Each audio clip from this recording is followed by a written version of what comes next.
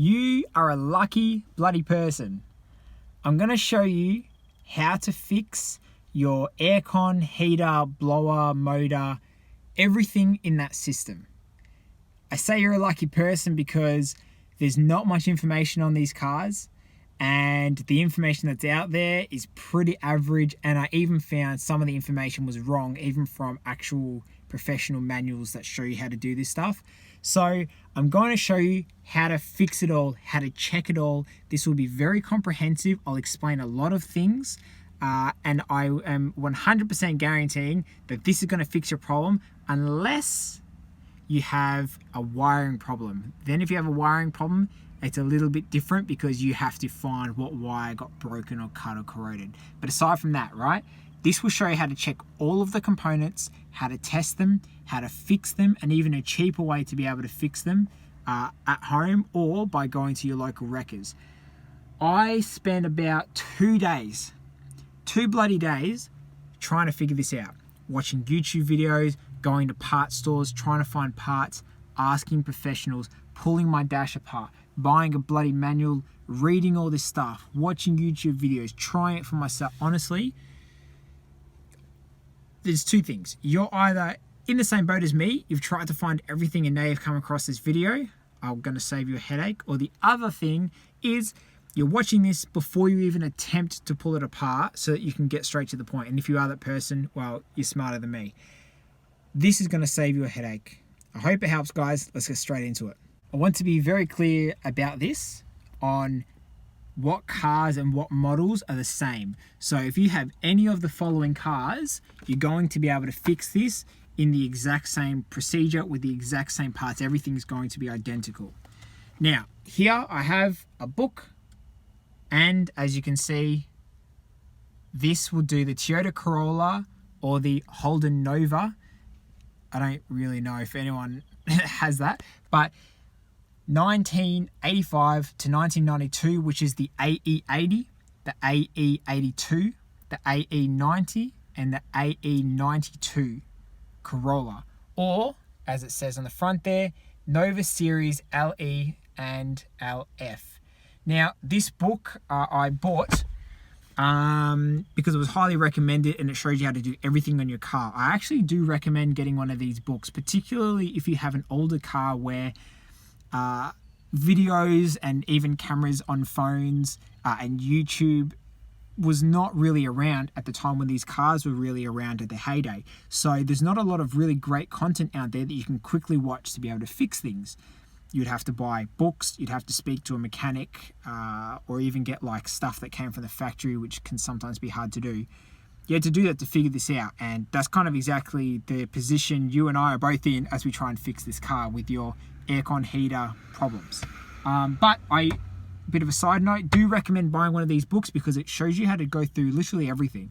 Tear your motor apart. It shows you the torque specs for all the components on the car, suspension, cooling, maintenance. Like literally you can pull apart just about every part of your car and it'll show you diagrams, photos. Really recommend it. Man, it sounds like I'm sponsored by them. I'm not. It is good. In saying that though, the book made things sound a certain way and it wasn't quite when I actually did it. So I'm going to show you exactly how to do it and where components are and make it very easy for you and save a lot of time. I'm going to show you what tools you're going to need. What you're going to need: a multimeter. Make sure that it has a continuity setting. I'm pretty sure they all do. Pointy nose pliers, a 10mm spanner, or obviously a ratchet, a Phillips head screwdriver, and you need a stumpy Phillips head screwdriver. Obviously you can do the whole job with this, but that makes it a bit easier. And of course, if you have a impact driver, you can use that, but you will definitely need one of these, so make sure you have one. And just to be clear, there's 2 problems that you're going to have. Either your system won't work at all, so the fan won't turn on at all, so obviously you can't have aircon or heating.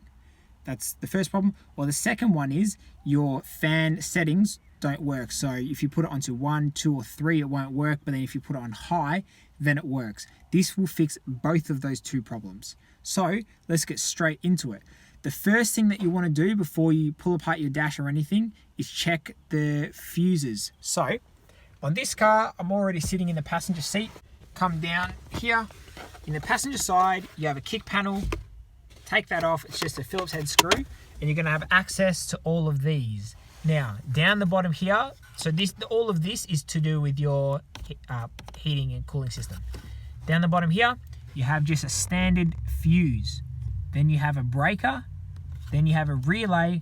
And then the wires that go to your heater, fan, motor, which is directly underneath there. You won't have any cover or anything there. It'll just be exposed. Now this part right here is your actual motor, and then of course this other black part here inside is just the fan that obviously makes the system work. The first thing that you want to try and do is test the fuse, test the breaker, and test the relay. Now the first thing before you even pull them out is give your relay and your breaker a bit of a wiggle, more the relay. Sometimes if you wiggle them around, if there's a loose connection, that can be the problem. So with your heater on, see if that makes any difference. And also similar thing here with your actual switch is give them a bit of a wiggle and a bit of a play, see if that makes a difference. If so, that obviously gives you a bit of an idea of where the problem is, because there's some type of loose connection. If that doesn't fix it, and most of the time that won't, then what you're going to have to do is pull these out, and I'm going to show you how to test them. Pull the fuse, the breaker, and the relay out. Right, I've got my book here. I can just tell you how to do it, but I figure it might be good and give you a little bit more information so that you can know exactly what to do. Now, you can just pause this video and take a screenshot and then save that onto your phone so that you have reference to this later. This is the section of the book under the heating, cooling and air conditioning system, and the specific part here. Obviously your blower motor resistor, heater switch, heater relay, and then here's some information. So take a photo of that and also of this side.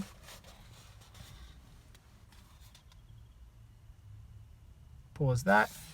And the next page, pretty much just that top section. Great. Now I'm going to run through this with you. So, the blower motor resistor, I'm going to get to that one later. The heater switch, this is literally just that switch there, and obviously the little component that's actually inside of there, which makes the metal contact and the whole mechanism that makes it work.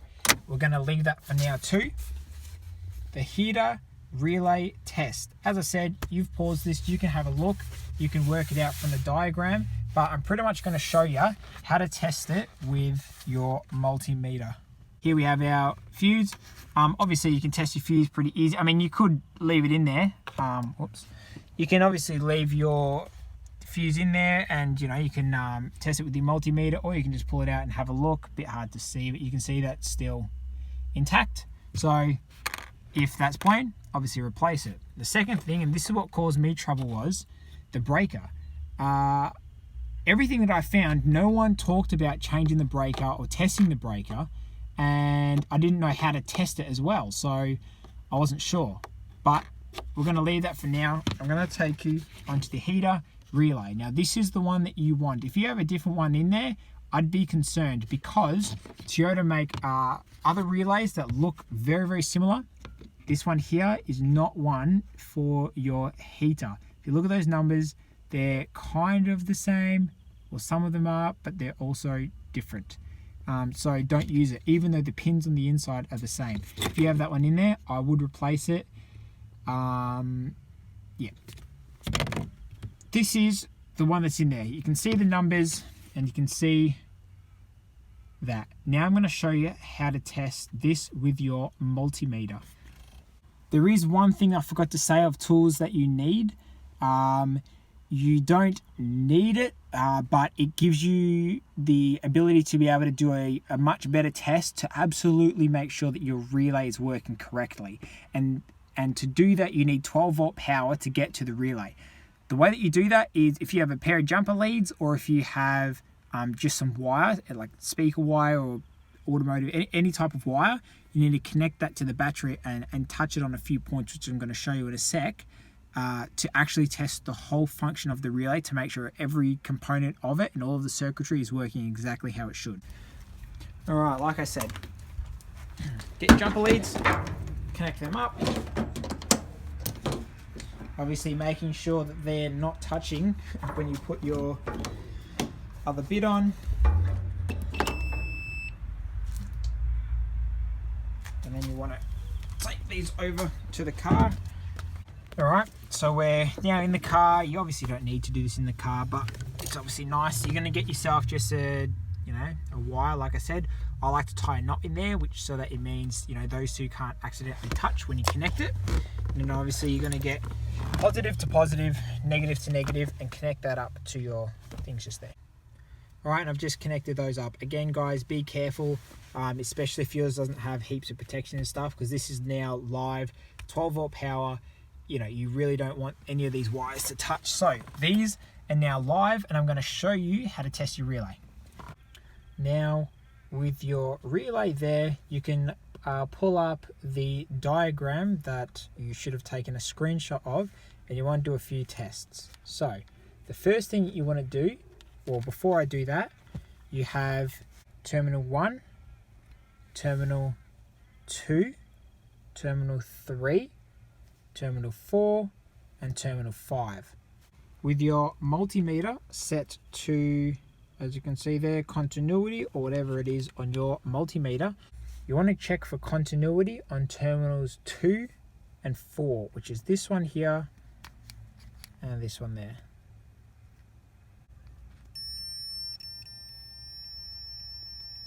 And you can hear that's beeping, which is good. And we have no resistance. Then what you want to do, connecting terminals 1 and 3, as you can see here, there shouldn't be a beeping of continuity, but they are actually connected. And if you look here, you got 73 ohms. Oh, I'm disconnecting. But you saw there, 73 ohms. That's what you want to see. And then between terminals 4 and 5, which is the outside, you don't want continuity either. So if I touch those on there, like that, you can see it's not beeping, and that's what you want. And if your relay is not doing those things, then you want to replace it, but there's still more tests to do to make sure this is good. Now you're going to connect the 12 volt power onto this and check it that way as well. Now with your cables, you want to connect 12 volt power to terminals 1 and 3. So you can see I've got that one jammed in there. And when I touch it on 3, you'll hear a click, which is telling you that it is working correctly. So have a listen.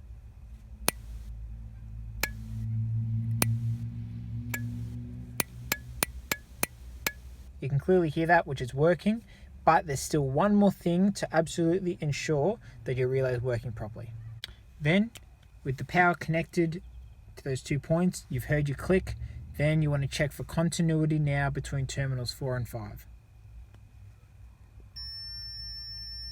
And when I let that go, it stops.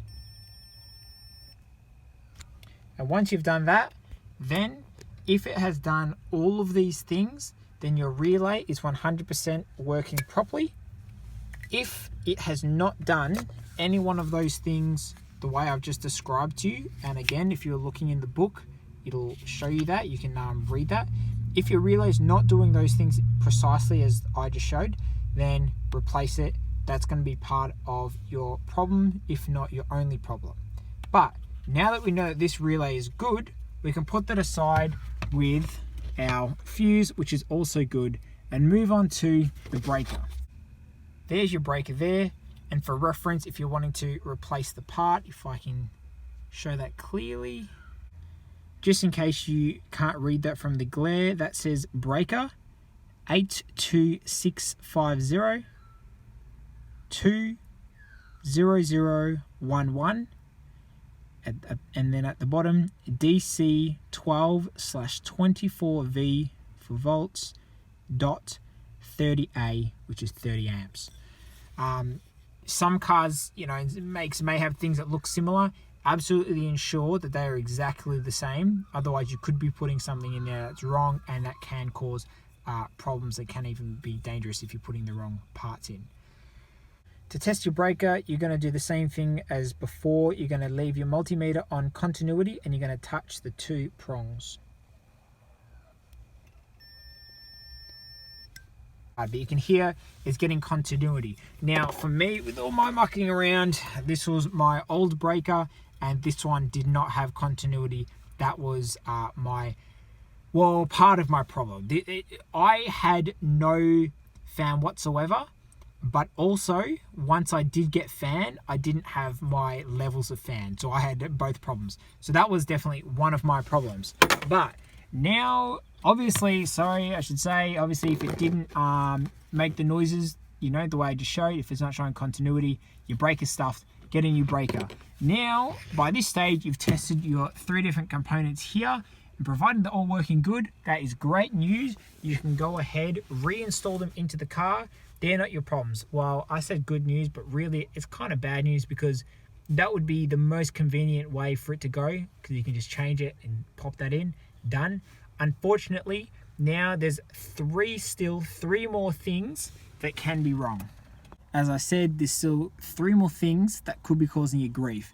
And that is that your actual motor, your blower motor, could actually be cooked and stuffed, irreparable. You'll have to replace it. It could be the resistors. That's pretty much a resistor, an analog coil resistor. I'll show you one in a minute. Analog coil resistor that lowers the voltage from 12 volts from your battery down to lower, obviously, voltages, which therefore drive your fan slower. It could be those resistors. There's a bunch of names for those if you're trying to replace them. It's either the aircon resistor, the heater resistor, the blower resistor, the fan resistor. There's a bunch of names. So try all of those when you go to a parts store if that's what you're going to do. And the third thing that it could be is the actual fan, as I mentioned before, the fan switch inside. It could be the little tabs where they engage or something could be damaged there. So the next easiest thing to do is check the blower motor. So you should still have your 12 volts connected via your jumper leads, or if you just have some wire coming from your battery. Now what you're going to do is you're going to disconnect the plug that connects to the blower motor, and you're going to directly put 12 volt power on there via your cable and see if it works. Obviously if it turns on, your blower's okay, it's a different problem. Or if it doesn't work, then obviously your blower's stuffed and you're going to have to replace it either with a new one or to go to a wrecker's or a second-hand place. So if you come down here, as I said earlier, that's your blower there, and then you can see this cable connects just here. Disconnect this cable like that, and then you can see there the 2 tabs. You're going to put 12 volt power directly on there. I've jammed that wire in there, and if I put this one in here, you can see it turns on. And so obviously if it turns on, your blower's still good, which is good. Otherwise, if it doesn't turn on, then obviously you're going to have to replace that. And if that works and it's still, your heater's still not working, then the next thing to look at is the resistor pack. Now the resistor pack, and this is where I'm going to save you some time, because everything that you watch and everything that you learn and everything that people tell you is the resistor pack is either connected to or very close to the blower motor. Well, I mean, it's not too far away, but it's definitely not right next to the way people were saying. So I'm going to show you exactly where it is. Pull that side out, and then pull this side out, and then you can let that hang down. And there, I'll let you have a quick look. Heater, core, and all of the heating aspect, heating aspect. Little air conditioning unit, don't know what that does. Obviously something to do with the aircon, and that's your blower. And we were down there looking at the motor, which is pretty much in the center. Inside there you can kind of see that's where your fan is. That motor spins the fan, and obviously that's what gives you air. And then when you open and close this inside and outside, that's what's happening. It's blocking that off. Now when you're looking for your resistor pack, they always say it's connected to it. So I'm like looking here, you can clearly see, you know, it's not connected yet, so it's somewhere on this side. So I'm pulling all my bloody trim apart, looking here, there, and everywhere. It is, so to be very clear, yeah, you're looking at your car, you come up, get up, and it is up in that corner. Now, I've already got it disconnected because I've been playing around with it, but obviously that's going to be connected. And that's where it is. I've already taken the screw out because, like I said, I've been playing with it, but that's where it'll be, up in that corner.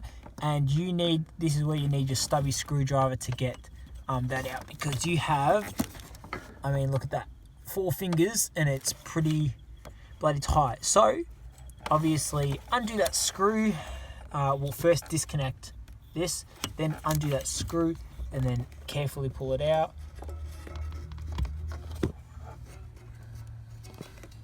Come on. And you want to try and really be careful with this. I'll show you why in a second. Oh, okay.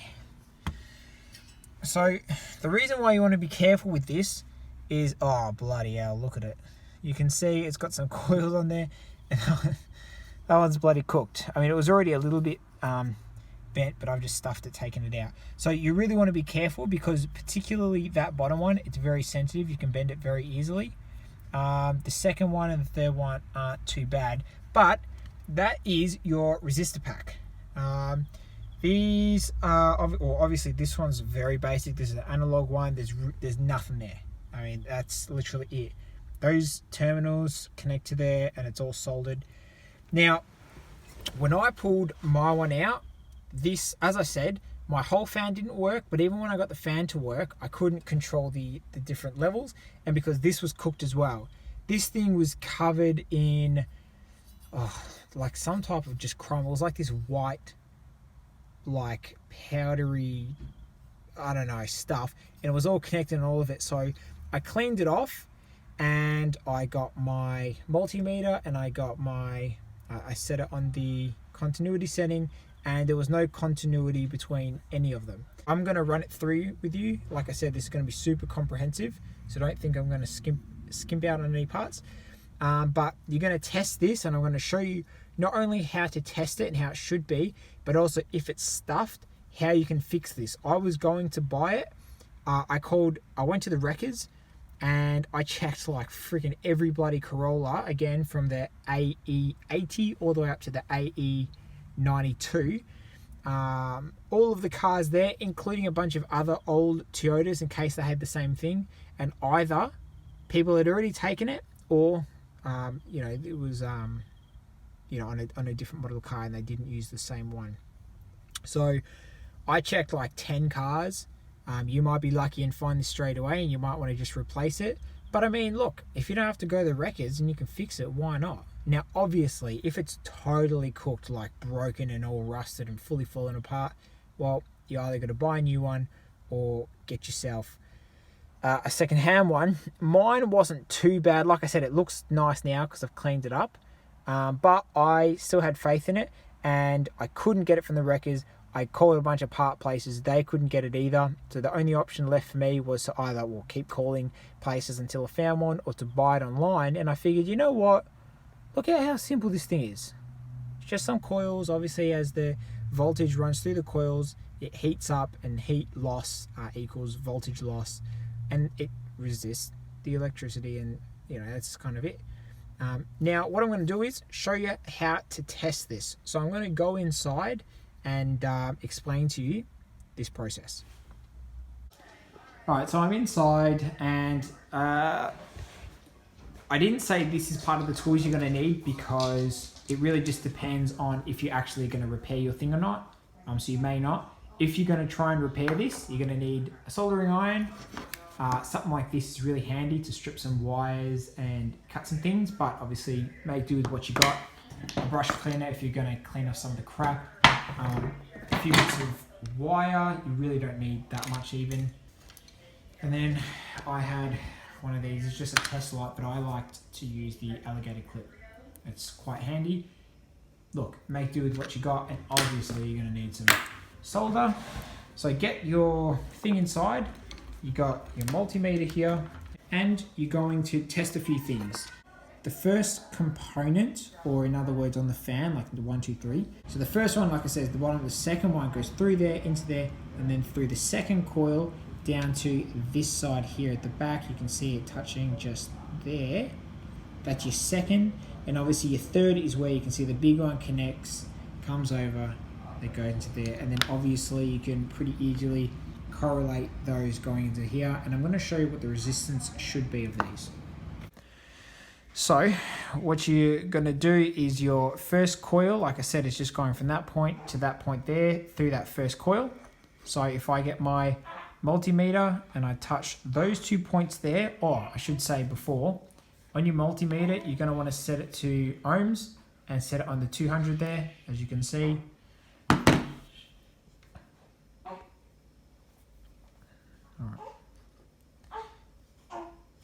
And then with your prongs, if I touch the top two, again, that's connecting to coil 1.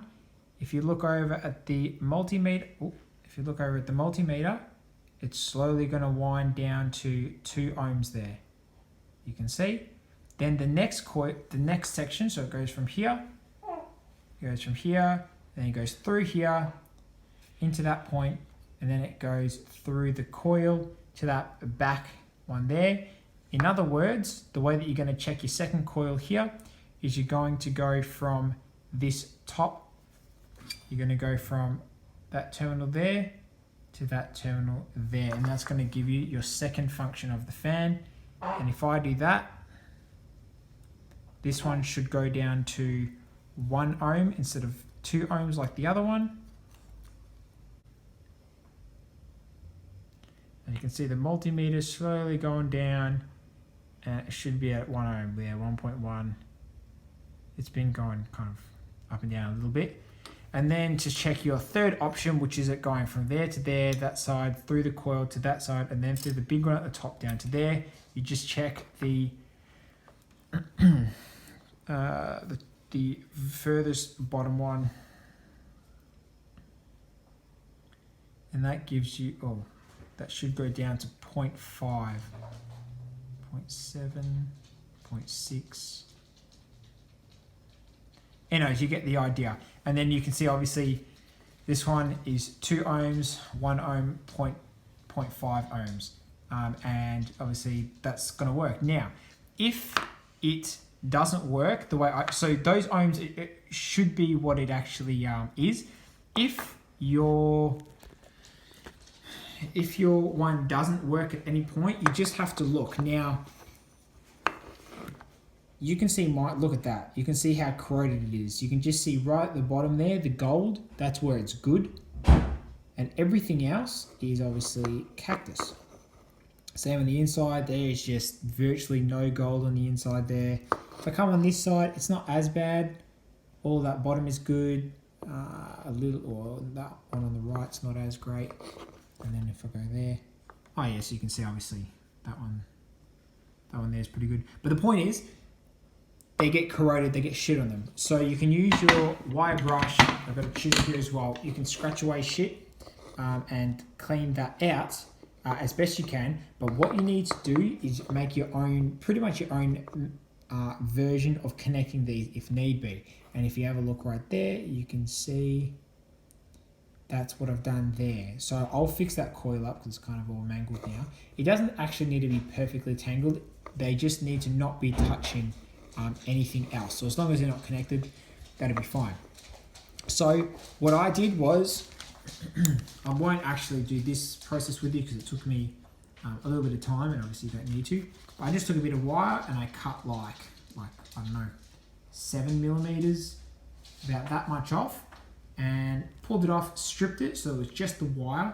Again, guys, you can kind of just make do as best you can, but stripped the wire, and then I tinned it. So I got my soldering iron, and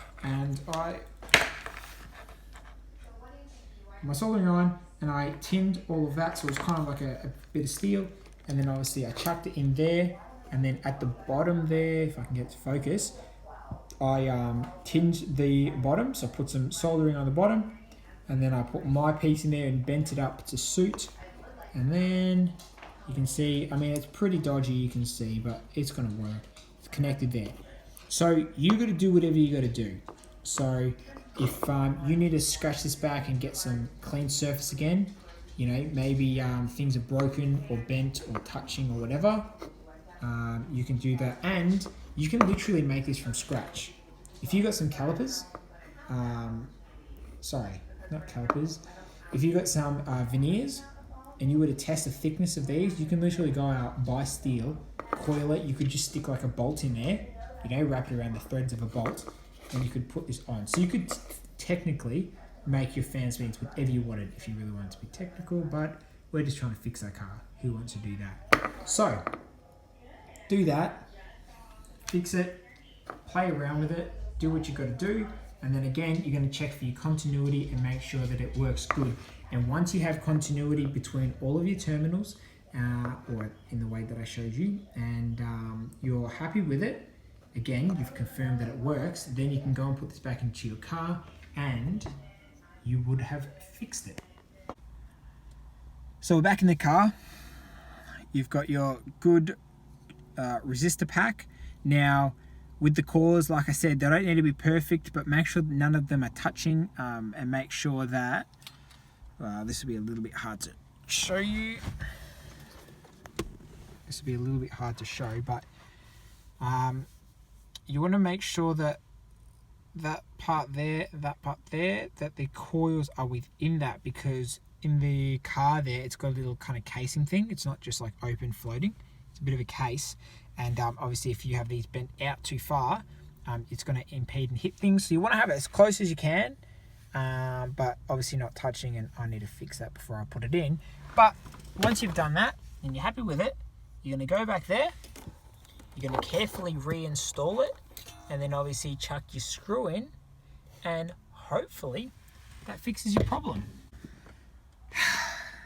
So if you still haven't fixed your problem, well, I feel sorry for you, because you had to come to the very last thing, and this last bit's a little bit more involved than the other things, but yeah, if you got to this, you know, it's a pain, but you got to do what you got to do. I don't really feel sorry for you though, because I had to do all this just to figure out this process. Like I said, I spent 2 days, so you're going to be able to watch this video, figure out and do these things in about half an hour, you know, about half an hour to an hour, depending on, you know, what you need to do, or if you need to modify your resistor pack. But yeah, you're still lucky watching this video. So to get this thing out, as I said, you've got to open up this, and the way you do that, it's a little bit involved, but it's not too bad. But look, it's pretty self-explanatory, guys. You're going to look for the screws that you can see holding this component together. But I will tell you now, you need to remove that bolt down there. I think there's also maybe a screw, but just a bolt. You should just take this off. There is a screw here and a screw there. Like I said, I think there might be a screw down there. There's a screw there underneath. Can I see it? There's a screw, and there, and then in your ashtray, oh, you can't see with the ashtray, but in the top of the ashtray, there's one there and there. Take those off, and you got to undo that one there, and you got to undo that one down there, and I think you have to undo that one there. Undo all of those, and I'll see you at the next stage. Right, so I've got to this point. Like I said, I have taken out that, and also the bolt there needs to be taken out, and I've taken off the face panel around the radio, and obviously the ashtray. And then you can see you got 2 gold screws there. You have to take your radio out, unfortunately, and also that screw there in the middle. Take those out and you'll be one step closer. Once you've got to this point, you've pulled your radio out. Mine's just hanging there. I think I told you you got to take out that screw there. It's not that one. There's one there which is connected into somewhere there.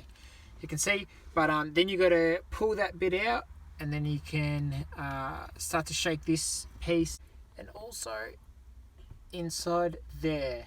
And once you undo that screw, oh sorry, I meant the one over there, and that screw just there on the left near the wire.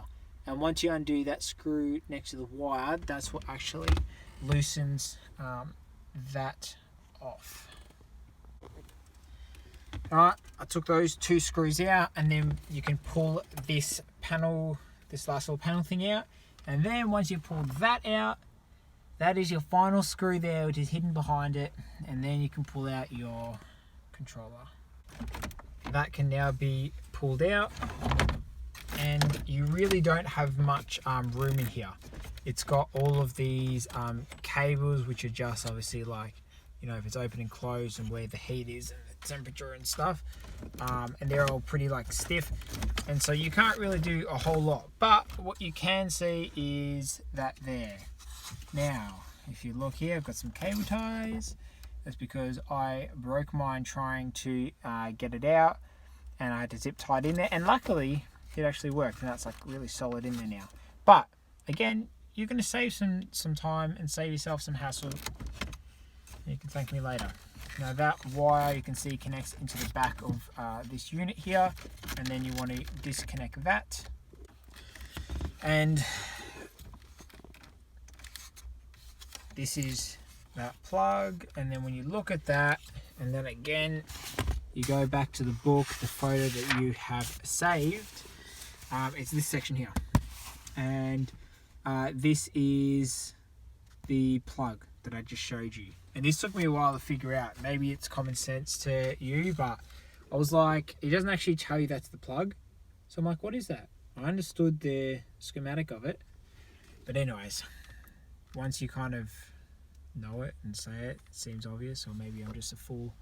Anyways, that's your plug, and you can see you're just going to follow what it says here. So you're going to look at your screenshot, or you can look on the screen, and follow these. So clearly you can see, for example, terminal 2 and 3 means 1. So that means we're going to get set our multimeter to continuity, and going to put it on terminal 2, which is obviously the wire in the plug, and terminal 3, which is that one there. Then you get your multimeter, and obviously you touch it on terminal 1, that top one there, and terminal 3, that bottom one there, and obviously check for continuity. Oh, obviously you got to have your fan on. So obviously if the fan's on off, then you check here. Continuity will be between 7 and 8. So you go 7 and 8 here, and then check it on your plug. Check it. Then obviously next one, you know, check that. You set your fan to then number 1, and then, you know, number 1, that, and then obviously continue the process, set it to number 2, and then when you go to number 2, what's 2 say? Okay, continuity between 2, 3, and 5. You can see there. So then you look here. So 2, 3, and 5. You connect your multi. I'm not going to do that because, well, that's just really hard to do with one hand, but you obviously get the idea. You're not going to have a camera in your hand. You'll have 2 hands to be able to test it, and here, if it's got continuity, and obviously you go through the whole process. Now, with number 5, the fourth one, which is high, that doesn't go through the resistor pack. So what happens is, if your resistor pack is stuffed, then you don't get 1, 2, 3, but you get high. As I mentioned earlier, didn't have anything. So once I fixed it, you get high, which is straight 12 volt power, which goes into your DC motor, and it doesn't go through a resistor pack. But as you know, the resistor pack has 3 coils, which is 1, 2, and 3, and they use them in series and change the voltage. Hope that makes sense.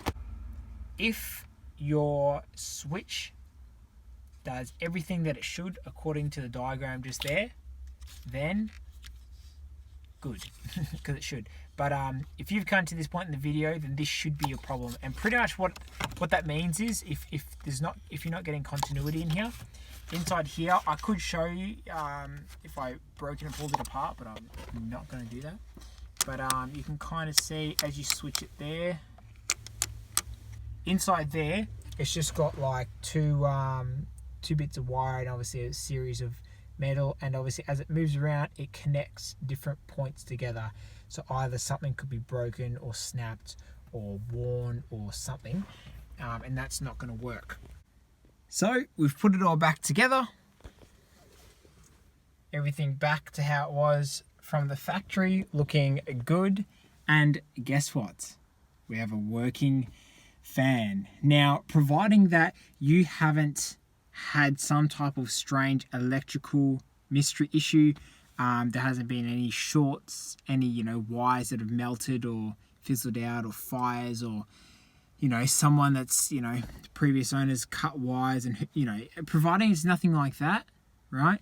I've explained everything that you can do to diagnose and fix your car. And, well, guess what? When we turn the ignition and we turn on the fan,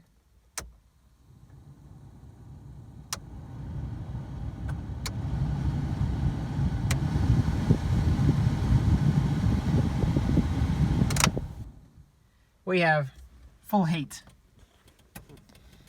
or full aircon. But there is one more thing.